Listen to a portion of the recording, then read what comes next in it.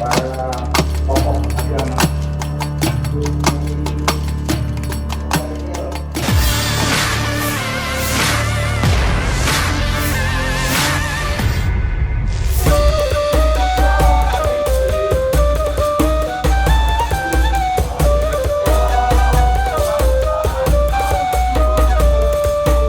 Forum Kerukunan Umat Beragama, FKUB, Sulawesi Selatan, Sulsel, menggelar dialog akhir tahun dengan tema, Refleksi Kerukunan Akhir Tahun Menyongsong Tahun 2025.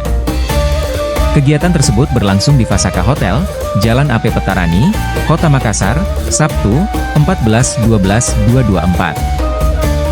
Dalam kegiatan ini dihadiri oleh Kepala Kantor Wilayah Kementerian Agama, Kanwil Kemenag, Sulsel Muhtonang, Kabankes Bangpol Sulsel Ansyar, dan berbagai majelis umat dari berbagai lintas agama di Sulsel.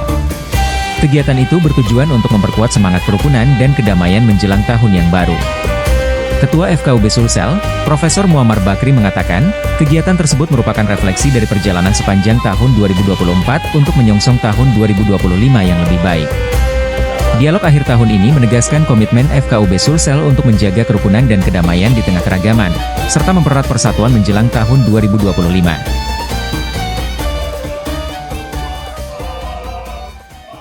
Download Tribun X sekarang, menghadirkan lokal menjadi Indonesia.